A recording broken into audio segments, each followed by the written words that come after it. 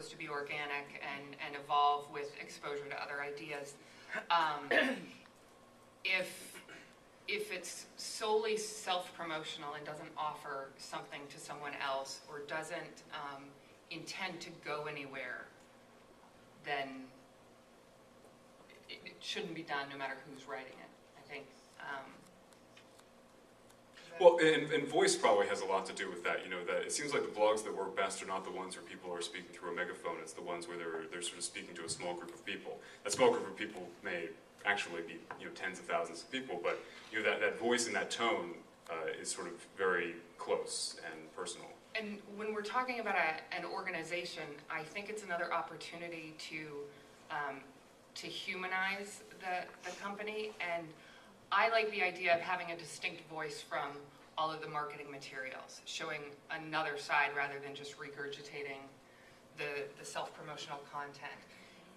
Granted, you need to do that within certain parameters, and I think you put the person who's passionate about writing or this project at the keyboard, but with some rules. I think it goes that way with social media in general too. I mean, you get into Twitter and you follow a company that you really believe in and you really like, and you like what they're doing, and then all of a sudden all you're hit with is constant, look at what we're doing, look at what we're doing, buy this, buy that, you know, and it gets really frustrating as an end user who's following them for you know, because you like what they're doing in the beginning. I always unfollow people like that, by the way. But. So this came up on the Facebook discussion page, and I'm not sure if you were the person who asked this question. Please raise your hand so we can acknowledge you.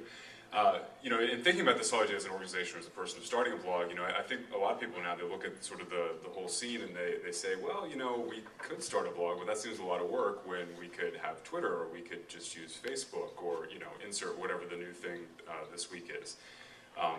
You know, is there an advantage to having a blog versus, say, just, you know, maybe putting your entire presence on Twitter or Facebook or one of these other channels? I think a good thing about blogs is the permanence. I mean, Twitter, if you said it 5 minutes ago, nobody knows it anymore. It's gone. Facebook, it's hard to follow conversations like that too. With a blog post, it lives forever. And sometimes that's not a good thing. But granted, sometimes, you know, people can come back to the same blog post over and over again. 2 years later, I know I've seen people tweet links